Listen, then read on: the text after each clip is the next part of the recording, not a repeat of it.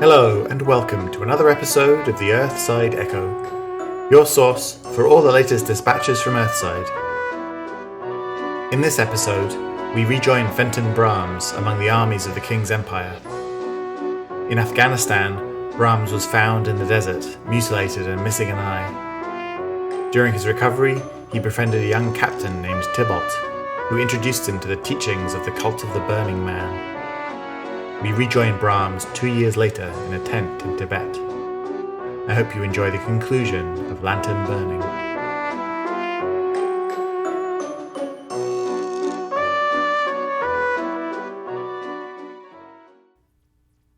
The human mind is a stubborn thing. Like a fortress, it remains closed to outsiders, with its gates barred and crenellations guarded, in order to shut out the unfamiliar. Enlightenment is a willingness to invite the unknown and to embrace that which defies reality. A lack of understanding does not justify fear.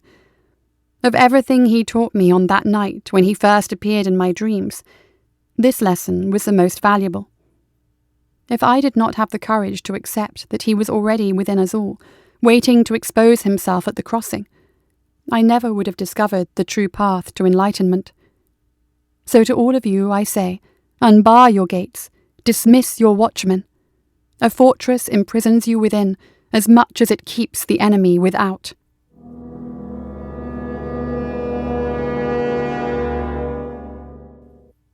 In the shadow of the monastery, there was little virgin snow left by the time the battle finished, only dirt and blood. The redoubts and snipers' nests had done little to protect the Tibetans from the Maxim guns and volley fire of the King's Empire. Their horses had been swift, and the war mastiffs fierce, but even they could not evade speeding bullets. The clearing smoke revealed a pass littered with corpses and burning trees. Those whose families had guarded this place for centuries would find themselves buried in the same earth just as their ancestors. There were only 3 men in the tent for the parley. Brahms met the Tibetan chief Dorje's steely glare with a cavalier nonchalance that could only be described as infuriatingly inscrutable, almost smug. Brahms's translator remained equally silent. Much had changed in 2 years. Gone was the timid, wounded soldier who suffered unspeakable torture at the hands of the enemy. Brahms had grown so much since then, regaining his strength through service in Afghanistan. After Tybalt's suicide, Brahms had risen through the ranks to replace him thanks to the recommendations of one Dr. Willem Bryant. Those who had once questioned Brahms's loyalty now called him a war hero. His tactics, which often involved putting his men at risk for the greater good, were lauded rather than criticized. How could anyone accuse a man who had nearly lost his life of failing to account for risk? With the fighting in Afghanistan shifting further east, the men of the 7th found themselves relocated to the steppes of Tibet with Brahms as their leader. Commander Fenton Brahms stroked the copy of the Contiones that was secretly tucked away in his coat pocket, feeling the cooling touch of the soft leather against the scabs on his palms. They still hadn't healed. Let us respect our dead, but not mourn them, for at the crossing, the end shall come for us all. Ephraim Wade had been correct all along. A purifying wave was coming. A life without fear of consequence, to maximize one's impact before the end came, was the only way to truly live. What a wretch he had been. The Burning Man saved him from the clutches of the enemy, from death itself, so that he could become a shining exemplar for everyone else. He would lead not only through the embrace of his word, but also in deed. High Command sent the 7th to chase the Tsar's men from desert to tundra.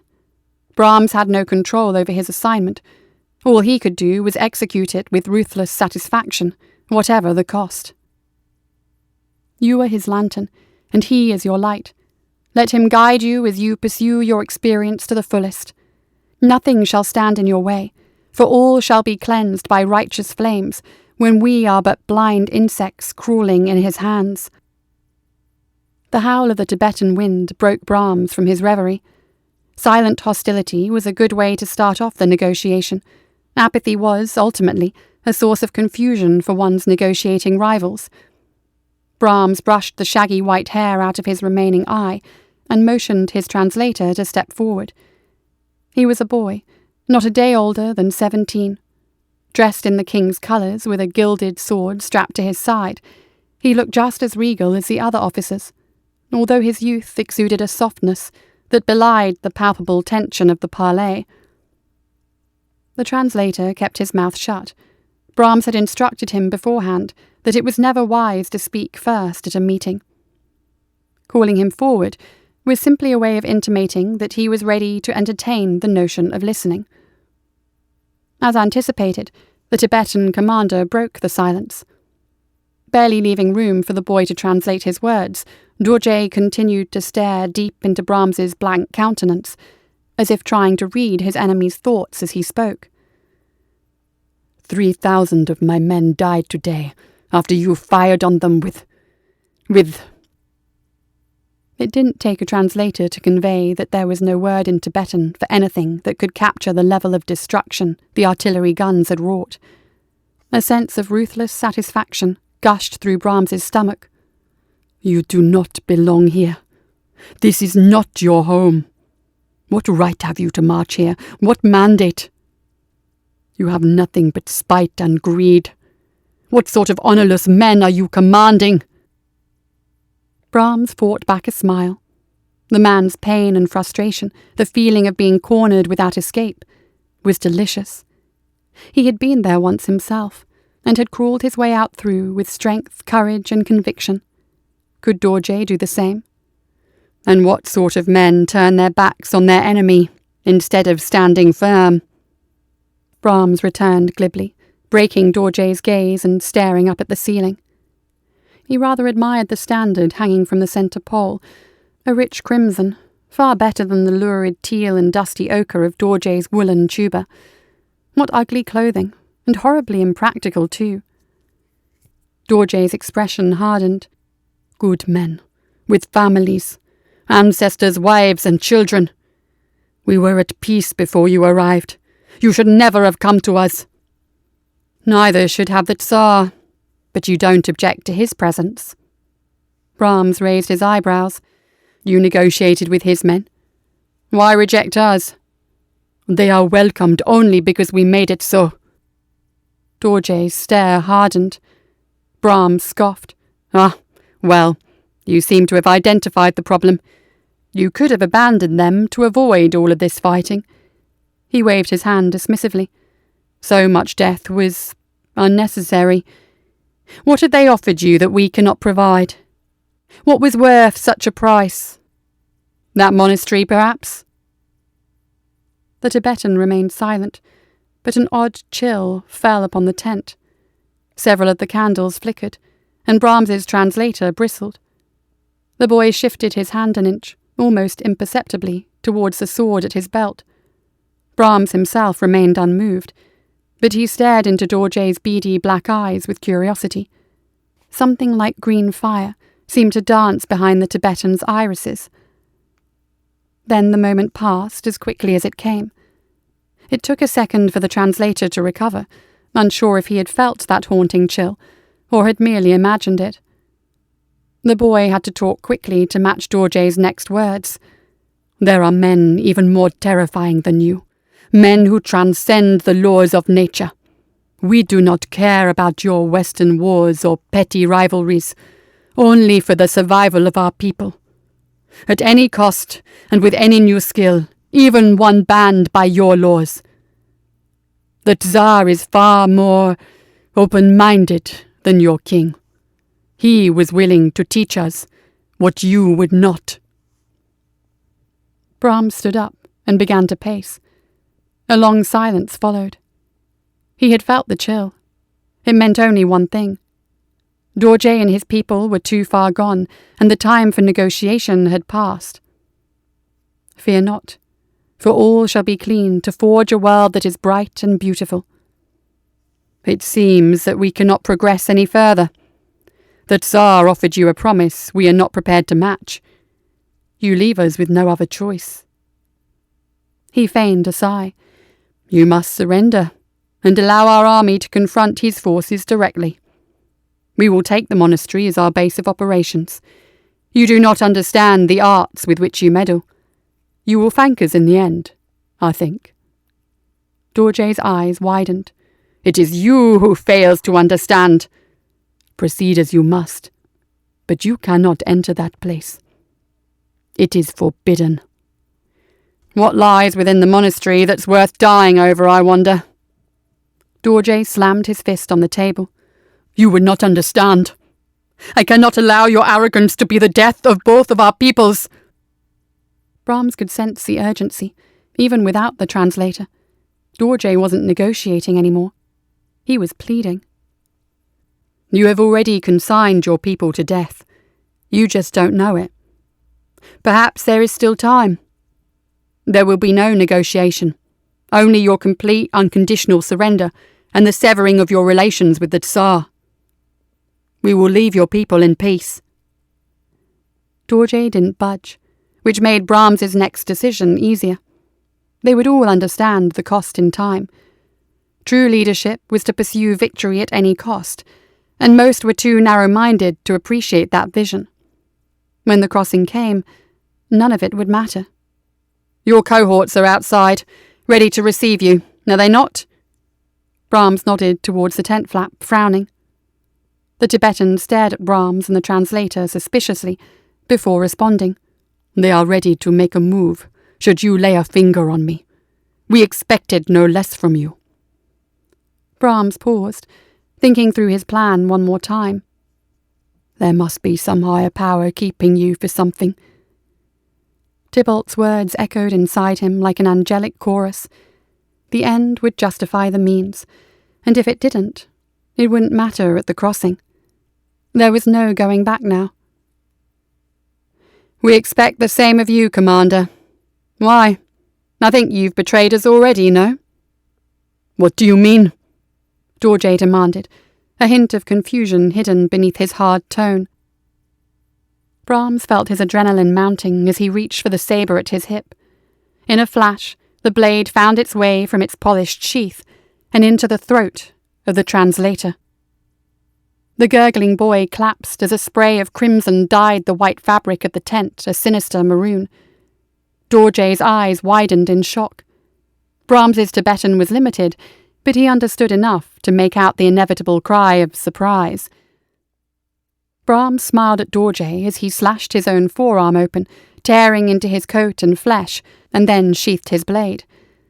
Covered in blood, and clenching his self-inflicted wound, he ran out of the tent with his walking staff in his hand, screaming, "The Tibetan savage slaughtered one of our own, and just tried to assassinate me!" This time it took all of his remaining effort to hide a smirk. "Has your commander not suffered enough deception at the hands of our enemies?" he cried out, gesticulating madly at his eye patch. "For your king, your country, and for glory! Kill them! Kill them all!"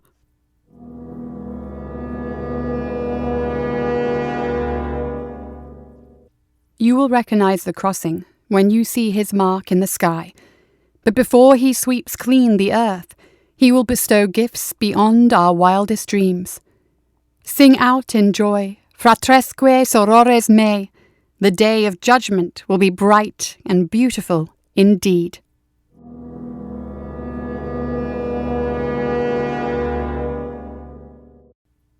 Oaken panels of lustrous scarlet, swinging braziers steaming with sweet incense, gilded altars illuminated by dying candles flickering with rich emerald flames. As he strode deeper and deeper within the monastery's inky darkness, Fenton Brahms picked out different shapes in the gloom with his remaining eye, muttering softly to himself as he planted each step on the crumbling stone floor with well-practiced conviction. The cavernous abyss of the entrance hall resembled the inside of a hive. The walls grew more intricately curved the higher up they ran. The monastery was cut into the mountains with no visible exterior, but Brahms guessed that its hollowed shape resembled that of the gleaming white stupas he had seen in the Piedmont villages. Save for the shimmering green lights of the altars, he was alone in the darkness. It had been for the best that Willem and the other men stayed behind, barring the entrance and tending to their Tibetan captives. Most of Dorje's men had been dispatched, but some of his lieutenants spared the wounded. He would reprimand them later. Brahms felt an overwhelming sense of purpose as he considered that this place, which Dorje and his men had guarded with their lives, was now completely at his mercy. There must be some higher power keeping you for something. Tybalt's voice rang again. But what had Dorje been so intent on protecting? There was nothing to be found except dust and ashes. Then he saw it, flickering iridescently at the end of the hall, a small floating fire, glowing of its own accord, with no visible source. Brahms suddenly felt the presence of the Burning Man. He wasn't sure how he knew, but he knew. The Burning Man was reaching out to him. Before his next step, Brahms fell to his knees, screaming in agony. A vision of blazing fire assaulted all his senses. He could see it clearly, as if through two eyes. London awash in burning embers, her streets scorched by sparks hotter than molten steel, ash raining from coal-black smog in an unceasing tempest of death, flashing spheres of light from which the most grotesque and unimaginable horrors emerged. And soaring above them all, the sweltering imprint of a man, branded in the searing oculus of the heavens. Robed by magma and crowned in flame, he drifted inexorably forward like a constellation from hell, fiery destruction purging all in his wake. And everywhere below, the world burned with holy ardour, the screams of the cleansed ringing into the night. Brahms gasped in pain as the whirling images forced themselves out of his mind's eye almost as quickly as they had arrived. The scabs on his hands were bleeding again, and his whole body felt weak. Brahms scrambled in the gloom for his walking stick. Even after all these years, it served as a reminder to him of how far he had come. Fingers scuttling across the stone floor and slick with blood, he found it at last and hauled himself to his feet, wincing in pain as the gnarled wood rubbed against his raw skin. His head was swimming. Everything in the contiones had been right. He had seen it, felt it, exactly as Wade had written it. Was it the same vision? The shimmering light glowed ominously before him, and he felt a strange energy emanating from it. The crossing. The Burning Man was coming, and Brahms had been chosen, spared from death in the desert so that he could become a prophet of his word. The world had to know that the end of humanity was incontrovertible. Suddenly, the floating light enveloped him like a blanket, and he had a vision of the Burning Man once again. This time, though, Brahms was rejuvenated by the flame's touch. His strength slowly came back to him, and a new warmth coursed through his veins. The light before him faded to nothingness, but it felt as though the radiance remained within. Fenton knew, instinctively, that he had been touched by the Burning Man, and was blessed with physical and mystical strength.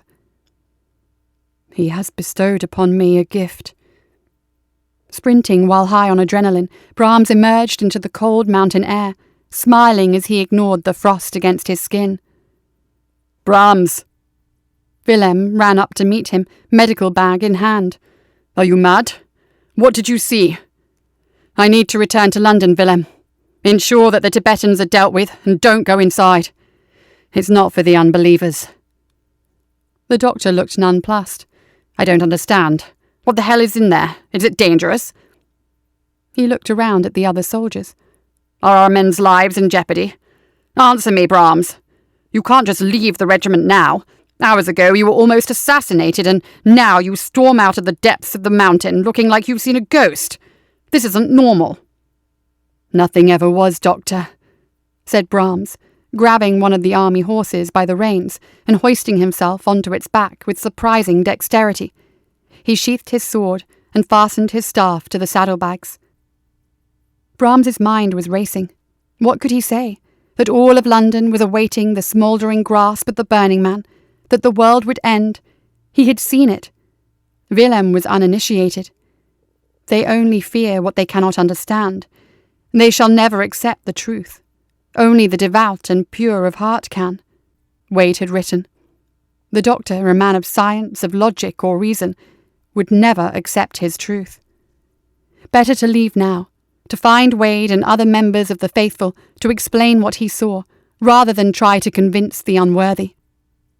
In a flash, Brahms mouthed a silent prayer under his breath and spurned his horse into motion, disappearing down the trail leading to the camp below, his horse spraying muddy snow at a flabbergasted Willem.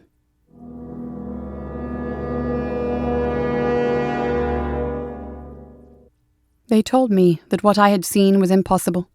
Silencing me with their judgment, they said that he would never come, and that the earth would never burn. But in their arrogance, they were deceived, for he was already inside all of us.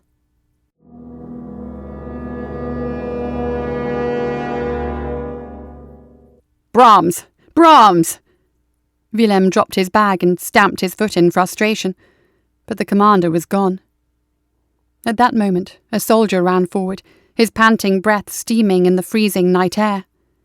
"Sir, one of George's men. He needs to speak with someone about Commander Brahms." "Damn it!"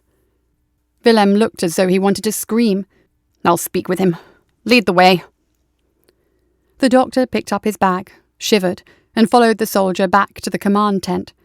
One of the Tibetan captains sat by Brahms's desk, hands and feet bound, his face swollen from a severe beating. "Did you do this?"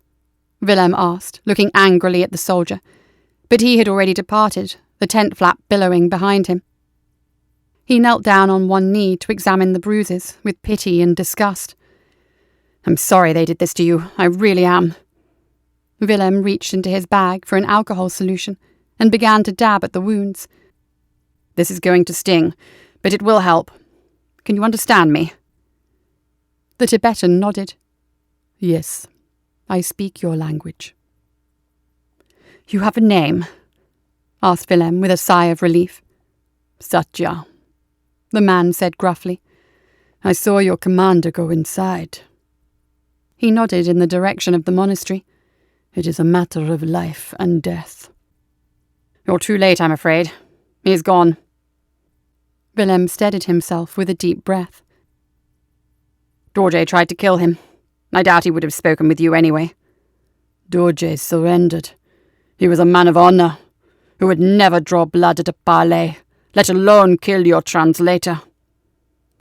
The Tibetan cast a glance at the crimson stains on the tent lining.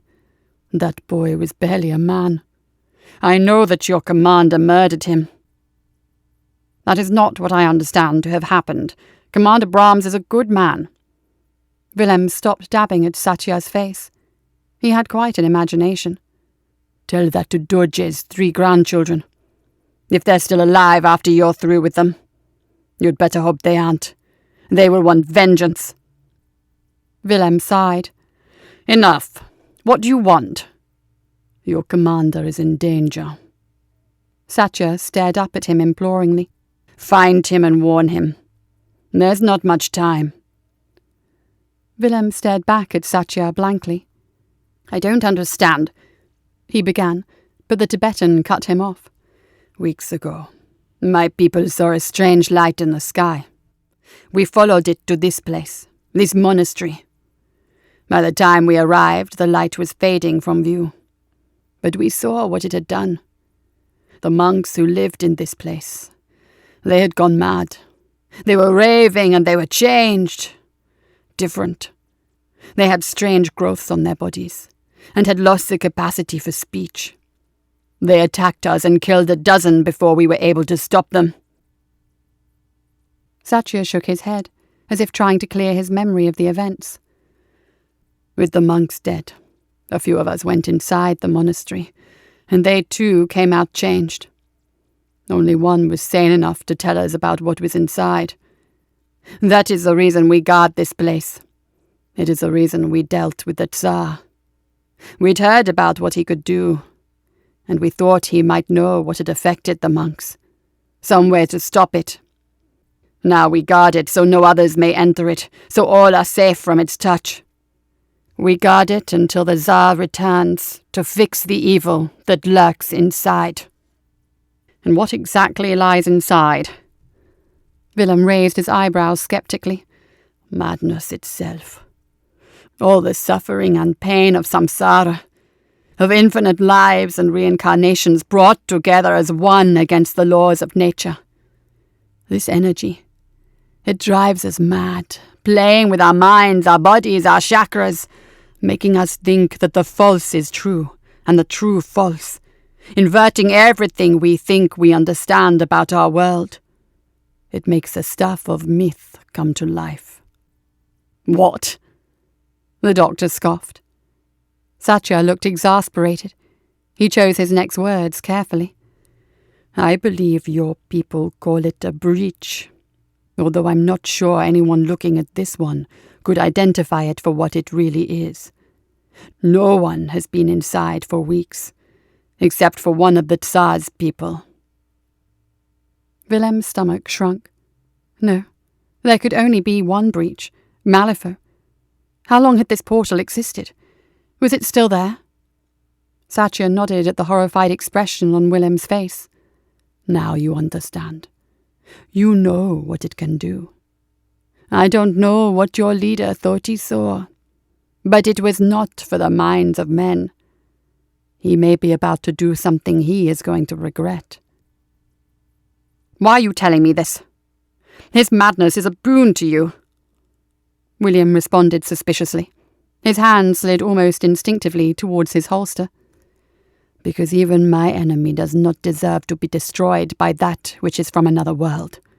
We have kept people from it, but your commander went inside," said Satya with conviction. "Dorje's gone, but he would not have wanted this." "I need to see this for myself.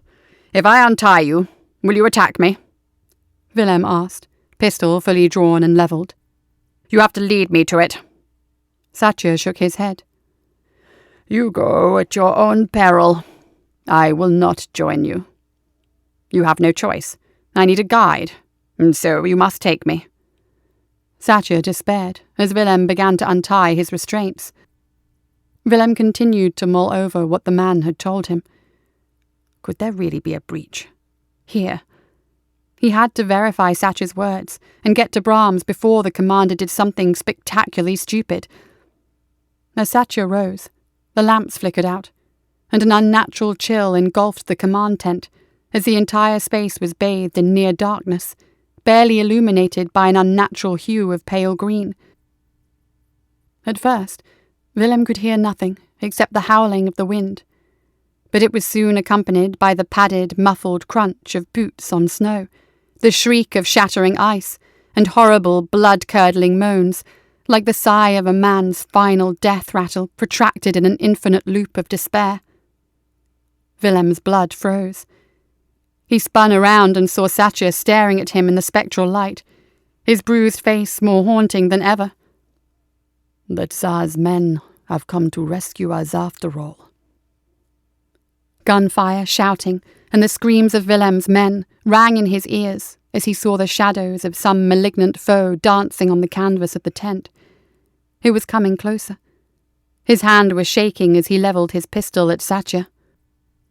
"Call them off or you die!" There was desperation in Willem's voice as the sounds of battle grew louder. "They will not listen to me," Satya said grimly. "Their deal was with Dorje. I'm sorry. I didn't plan on it ending this way. I thought the Tsar wouldn't come for us." "I have to get Brahms." Willem had barely registered this thought when the inhuman creature came through the wall of the tent. In moments, the entire Empire force was cut down by agents of the Tsar.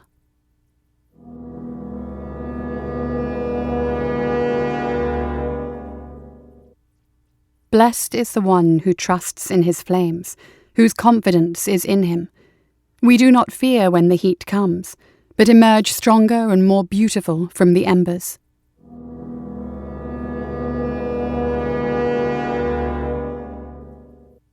He arrived just after the crossing had begun.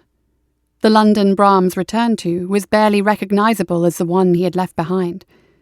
From the canopy of the dirigible, He marvelled at the same ruined city he had seen in every dream during his return from the east. It now lay below him in reality, perfectly, beautifully alight in the glow from the floating figure overhead. As the Contiones predicted, the Burning Man had indeed come, and Brahms stared out at what he thought was a god. Burned into the heavens in the distance, robed by magma and crowned in flame, it drifted inexorably forward like a constellation from hell, fiery destruction purging all in his wake in waves of suffocating ash.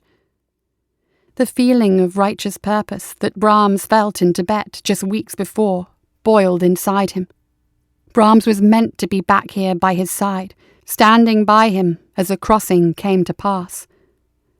At last, you came for your faithful, and you brought me here by your side to lead them. Brahms muttered under his breath as he stared at the Burning Man in wonder through the lens of a telescope. What was that? The pilot had heard him whispering. He looked at Brahms nervously. Brahms cringed. My apologies, officer. I was just thinking out loud. He reached into his pocket and stroked the spine of the Contiones as he rearranged his expression. What's happening below? Where will you set me down? Downing Street, Commander, the pilot replied. Our command set up a defensive perimeter there, but the airship won't fit inside the fortifications. A team will intercept you once we land. They must really want you badly. I don't know why you're back, Brahms, but your timing is impeccable. If half the crazy shit I've heard about your time in Afghanistan is true, you just might be able to help us turn this around. The pilot peered through his wind goggles at Brahms's eye patch, and then shifted to the scars on his hands. Bad luck that my unexpected return home coincided with this. He looked out at the city aflame. Paradise? Utopia? Disaster. What's happening down there? Why wasn't I briefed the moment they made contact? Our command said you had to see it for yourself, the pilot said. That thing, we still don't know what the hell it is. It doesn't seem to be alive. It just burns. Not alive. No. He was a god. Brahms felt the rage suddenly flare inside him. Before he knew it, his hand was on the hilt of his sabre, and his grip on his trusty staff tightened. Show him some respect! The other man stared back quizzically, clearly uncomfortable. Sir? Who are you talking about? It's nothing, Brahms said hastily, clarity returning to him. Continue. I want to know everything. Pointing at the blazing effigy, the pilot responded. That thing. It just appeared. We knew something wasn't right. It burned in the sky for days. And then it burst out, and everything went to hell. There was so much water. Entire districts have flooded and whole families were displaced. Water supplies were ruined with salt water. We don't understand it. It's some kind of weather phenomenon, like a natural disaster or a magical storm. It's not the weather, Brahms murmured. It's deliverance. It was almost time. The pilot didn't seem to hear him. That fire thing isn't the worst of it. You never mentioned what we were actually fighting down there, said Brahms, hiding his smile.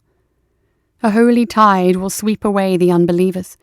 Slow at first, like the falling of rain, it will build and build into a raging storm that shall spare none in its path, Wade had promised. It was all going exactly as he had said. Were there other agents prepared to help expedite the crossing? The Gribblers! The pilot pressed their descent further. Brahms blinked in surprise. What on earth are Gribblers? Poor choice of words, the pilot answered with the faintest hint of a dark chuckle. They're not from Earth. They're amphibious monsters, sort of like fishmen, I guess. Struggling as though he could not even believe it himself, the pilot gesticulated at the sky. They came through portals that opened up all over. Not long after that thing appeared, they came with it, although we can't determine whether or not they're related. All we know is that they're hungry, and they fed on almost every family in London. Downing Street is one of our best holdouts. Were these his children too? What part did they have to play in the crossing? The Contiones had said nothing about such creatures, And he had not seen them in his dreams. The water also seemed out of place compared to his visions. There was time to get a closer look. The army had been kind to take him personally to the centre of this vast heart of darkness, but he hadn't returned to serve as their loyal lapdog, not while the Burning Man was watching. "Thank you for the briefing, officer. You've been most helpful," Brahms said, "but I'm afraid I'm not going to Downing Street." Before the pilot could respond, Brahms slit his throat. "For you, my light," he said, laughing manically and watching the man's blood flow over the dashboard. He pulled his wickerfix out from his shirt and raised it up to the Burning Man above, as though he was making a toast. "Tonight, you and I become one."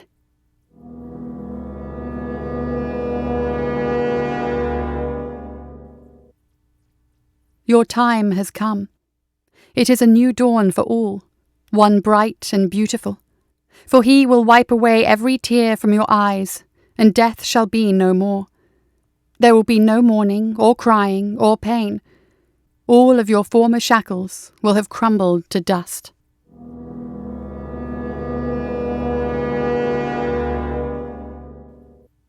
In the haze, Brahms could make out the debris, molten slag, and broken glass strewn everywhere from where countless windows had popped from the heat.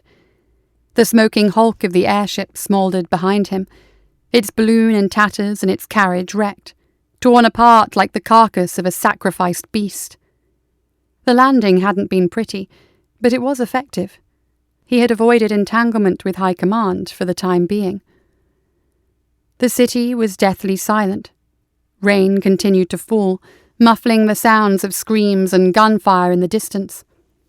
Abandoned carts and bent lampposts were barely distinguishable from one another in the mist, but with the Burning Man as his guide, Brahms had no fear of the darkness. It cast rays of orange and crimson, giving even the wet flagstones a radiant hue. He had to find other members of the faithful. Together, they would take part in the crossing. Looking up at the sky, Brahms withdrew another wickerfix from his pocket, lit a match and burned it. "Guide me to them." As he held the burning effigy before him, he heard a sound unlike anything that had ever crossed his ears. It was a noise in between a slither and a scuttle, the sound of something wet and organic moving on hard concrete. Moments later, dozens of impish creatures bolted out of the darkness and surrounded him, their sharpened teeth wet with slippery ropes of saliva glistening in the light of his torch. Gribblers. They moved together as a swarm, gnashing their fangs and flailing their claws. "Servants of the Burning Man," Brahms called out, "I am one of the faithful. I mean you no harm." The beasts stared at him blankly. Without warning, they charged forward in unison, jaws snapping and talons waving. Brahms battered away the blows with sickening dread in his stomach. Had his lord forsaken him? "Stop! Stop! We are one!" But the creatures kept coming, and Brahms had no choice. He drew his blade and sliced through his attackers, drenching himself in black ichor as every stroke sent limbs flying. One of the gribblers propelled itself through the air, leaping from its squat hind legs with speed and energy that surprised Brahms. He still managed to catch it mid-jump, impaling it from beneath with the tip of his blade as he deflected strikes from another one clawing at his shins. A congealed mess of gore clogged the rim of his boots, and each step backwards was accompanied by a sickening squelch, drowned by an even louder chorus of crackling teeth. There were too many. The floundering horrors pushed him further and further down the street. Brahms was already bleeding from several scratches where wicked strikes grazed him, but he was too high on adrenaline to feel the pain. "It doesn't end, not like this. You chose me," he pleaded at the Burning Man blazing above. It seemed to answer his call. The tapping of cobbled shoes on concrete, the light of torches, shouting. Before Brahms could properly register what was happening, a stream of bodies emerged from the adjoining alley, pushing and shoving past each other in their zeal. "He is no infidel! Protect the faithful!" Brahms heard the shouts, and was almost knocked off his feet as a swarm of men and women, clad in filthy rags, and could it be a mixture of straitjackets and black and white inmate uniforms, threw themselves into the tide of the gribblers with a maddening howl. Bloodied fists, stones, bricks, shards of glass, and even scalpels met wet, slippery skin and hardened scales in feral combat. Brahms watched in amazement as the newcomers smashed into their foes with little regard for their own safety. Their eyes danced with madness, and their fists and feet slashed with uncanny speed. There was no elegance or grace to their attacks. These people did not know how to fight. Some were elderly, others scrawny and without muscle, but all were compelled by a primal thirst for violence. He watched almost in horror as a thin young woman smashed a massive pickaxe almost twice her size tip first into one of the gribblers, even as another lacerated her from behind. One of her compatriots tore it off her, threw it to the ground, and threw himself on top of the beast with all his body weight. He crushed it instantly, only to be trampled by the woman whom he had just saved, as she raised her weapon for another blow. Brahms re-entered the fray with renewed vigour, striking left and right at the creatures, until he had battled his way into the heart of the throng. Their numbers were thinning. The ambush was thwarted. Sensing that they were now outnumbered, the creatures retreated into the shadows with a malevolent hiss. Brahms hacked at the slowest of them with 2 brutal cross-strokes, quartering his victim in ruthless abandon. It was only then that he looked at his saviours properly, and his dread turned to joy. He had not been abandoned. These people, whoever they might have once been, were now men and women of the Church of the Burning Man. A few had wicker fixes tied around their still heaving chests, and others had even cut the symbol into their foreheads, cheeks, and arms. Many of these scars were fresh, but others looked like they had been made through acts of faith committed long ago. Brahms gazed up at the Burning Man once again, and sunk to his knees in prayer. "You delivered me," he said, his voice thankful. "So shall I deliver you." The zealots surrounded Brahms, shouting about the glory of the Burning Man. As their mad ramblings reached a fever pitch, the Burning Man pulsed anew, dousing the entire city in a flash of red-orange light. His saviours collapsed, clutching at their temples, clawing at their eyes, and gasping for air. Some sank to their knees with a blood-curdling wail. Others rolled on the concrete in agony, grinding themselves against the rubble. Brahms rose tentatively, expecting to feel pain at any second, but it never came. He alone stood tall, as the others collapsed and writhed at his feet. Their skin was turning a rich, arcane turquoise, as spidery veins snaked across their limbs. They were warping. Brahms marvelled as his god above continued to pulse, and his trusty wooden staff began to glow with radiant hues of blue and purple. There was something coming towards him, discernible even in the flickering shadows. A single light of electric blue burst forth from the darkness, and Brahms fell to his knees as his palms began to bleed once again.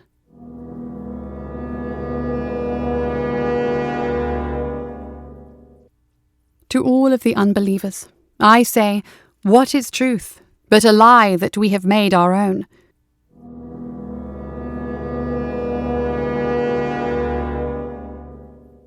Fenton Brahms knelt atop the crumbling ruins he once called home, lit by the flickering embers and encircled by a wall of pallid flesh that was no longer fully human. Around him, the warped writhed and convulsed in the agonizing final moments of their change, hideously twisted into shapes of madness, contorted almost beyond human recognition. Sharp claws, barbed tails, and gleaming talons shimmered with unnatural power. Beneath their mutated skin, a glow of pale aqua raged with flaming intensity, as if ready to burst forth from its shackles in the blink of an eye. A floating figure towered over them all. "Rise, lantern!" Brahms obeyed, his hands clasped in supplication as he basked in the figure's gaze. In the distance, The sound of distant gunfire and the screams of the damned made for a purifying crescendo of death and light that would sweep clean all that came before it. It was so beautiful. With the power of the Burning Man swirling at his fingertips, Brahms felt more purpose than he had experienced in all his service with the King's empire. The adoration of the damned and the presence of this crimson angel was indisputable proof that he had been chosen to forge a path for his new world, free from the persecution of unbelievers. Wiping the blood from his hands, he looked out at the twisted legion before him, each warrior more corrupted than the last, and his mouth split into a wide smile. "What would you have me do?" Brahms croaked. The robed figure hovered silently in place, but a voice emerged from its depths nevertheless. "Do as you were born to do. Lead the purge, Lantern. This world must be made good, bright, and beautiful." London was only the beginning. Brahms looked affectionately at the wall of those who had once been men and women, but now, blessed by the touch of the Burning Man, were more divine and terrible than anything that had ever come before. He felt their energy pulse with his own heartbeat. He sensed their need to serve and their unquestioning loyalty to the blazing god in the sky. In the remnants of his shattered mind, he heard Tybalt's words for a final time. "There must be some higher power keeping you for something." Look at these believers changed in the crossing. It couldn't be a lie. In the wastes of a thirsty desert, he had been saved from death itself. In the darkest depths of the frozen mountains, he was given a vision of the future. And here, in the burning ruins of London, he had been saved by the divine intervention of the faithful. He was chosen. Now was the time to share that vision and its unwavering truth with the rest of the world, helping to expedite the crossing as was his will. This could be no accident, no coincidence, if one of his angels appeared before him to demand as much.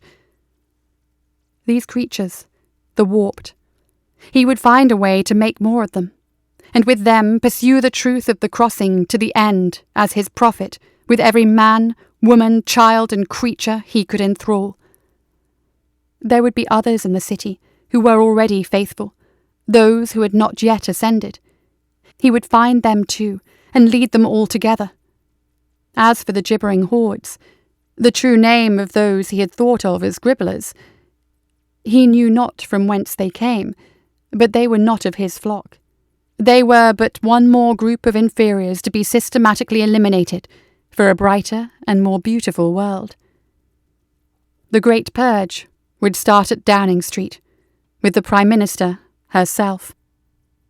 Invigorated by his own burning conviction, Fenton Brahms marched his warped forth into the heart of the ruined city, his staff alight with arcane magic like a perverse beacon in the night. When Brahms and his circus of madness were out of sight, Adeodatus chuckled, summoned a portal of glowing purple, and vanished into another place. This world would be consumed by the Burning Man soon enough.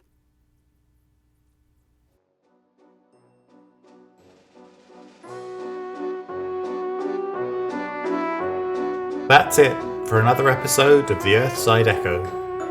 Join us next time for more dispatches from Earthside.